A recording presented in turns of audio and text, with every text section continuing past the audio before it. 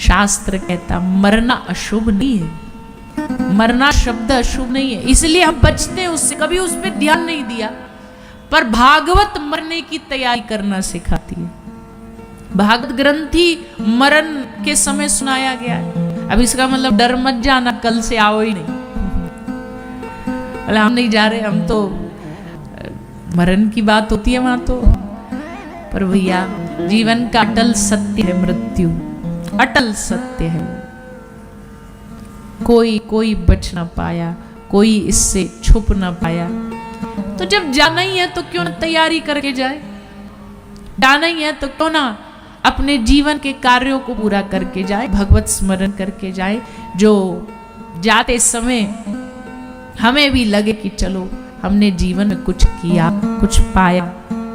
लाखों लाखों लोग दुनिया में रोज आते हैं, रोज मरते हैं, लाखों लोग रोज मरते हैं, लाखों जीव रोज मरते हैं।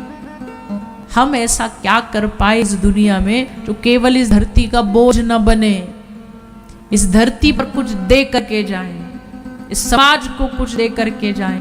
एक आहुति होनी चाहिए समाज के लिए कुछ, जो धरती माता ने हमें दिया, जो गौ माता ने हमें दिया, जो राष्ट्र माता ने हमें दिया, उसको वापस दे करके जाए, लौटा के जाए। ये हर एक व्यक्ति का परम दायित्व है। इस धरती का अन्न खाते हो, इस प्रकृति के सहारे जीते हो, उसी प्रकृति को बिगाड़ते हो। क्या दे के जा रहे हो, क्या कर रहे हो समाज के लिए? सोचो अपने आप से कभी। मेरा बच्चा इस फलानी यूनिवर्सिटी में पढ़ता है, मेरे बच्चे को मैंने ये करा दिया, वो करा, ये सारी दुनिया कराती है। अपने बच्चों के लिए कौन नहीं करता? कौन सा नया काम कर दिया आपने? लेकिन समाज के हित के लिए जिन्होंने किया, समाज में हमेशा उनको याद रखा गया, उन्हें याद रखा गया। इसलिए थोड़ा थोड़ा हम कहेंगे आज समाज में अच्छे लोगों की बहुत आवश्यकता है। सहयोगी बनिए एक दूसरे के, जहां कुछ अच्छा हो रहा है वहां जाइए, सहयोगी बनिए।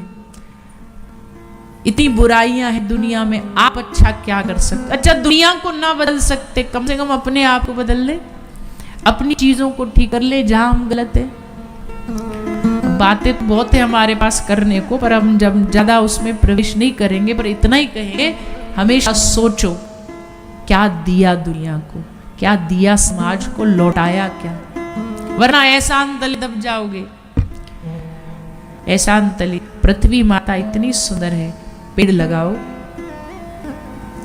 छाया देते हैं। आगे भविष्य में एक लड़ाई किसी पैसा की नहीं होगी, आगे भविष्य की लड़ाई होगी शुद्ध पवित्र वायु कहां से मिले, शुद्ध पानी कहां से मिले।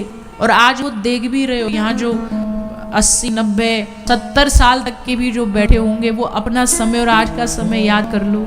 आज से आगे आने वाले 70 समय में क्या होगा वो याद कर लो। आज से 50 साल पहले किसी ने सपने में भी नहीं सोचा होगा कि पानी लीटरों में बिकेगा। सोचा था किसी ने कि पानी पैसा से बिकेगा पैक होकर के? और आज जो हम नहीं सोच रहे वो आगे होगा। हमने तो बहुत पहले ये बात कहते हम आए थे कि भैया सांस बिकेगी, फिर कोविड आया तो देखो आजकल बड़े बड़े दिल्ली बम्बई जैसे हमारे शहरों में जाके देखो आप। दिल्ली में तो पूछो ही नहीं, हम तो दिल्ली के एकदम पास रहते हैं तो हमको जानकारी है, पता है।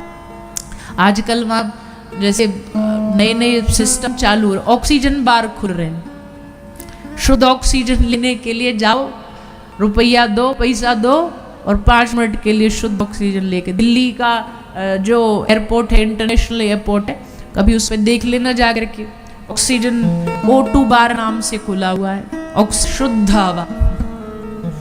बताओ, शुद्ध हवा लेने के लिए आपको पैसा दे के जाना पड़े। पहले बिगाड़ी हमने हवा और अब हमें शुद्ध हवा चाहिए पैसा दे करके। ये मानव बड़ा विचित्र है, बड़ा विचित्र है। हम तो ये कहेंगे आप हम सबका दायित्व है, पेड़ लगाओ, अच्छे अपने वातावरण को, स्वच्छता का ध्यान रखो, रक्षा करो। जितने बच्चों का जन्मदिन जितने साल के हो जाते उतने वृक्ष लगाओ, उतने पेड़ लगाओ।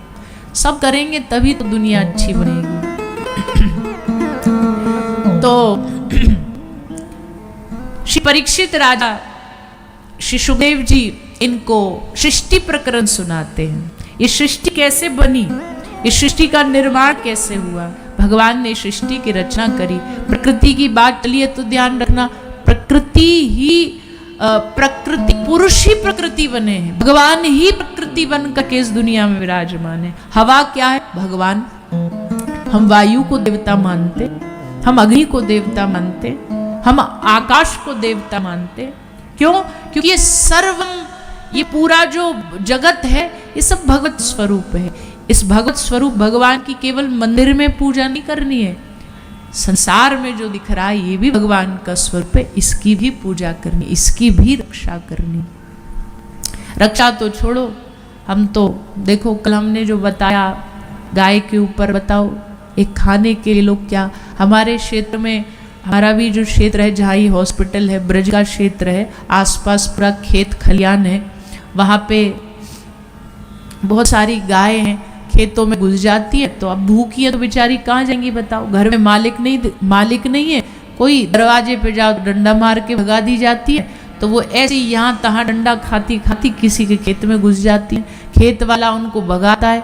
अब उनको तो भूख लगी है, कुछ तो खाना चाहिए, तो वो फिर जाती है दोबारा, फिर नहीं भागती तो उसको भगाने के लिए क्या करता, डराने के लिए उनके शरीर पे तेजाब डाल देते हैं कि अब दोबारा नहीं घुसे यहाँ पे, गोली मार देते, दोबारा नहीं घुसे यहाँ पे।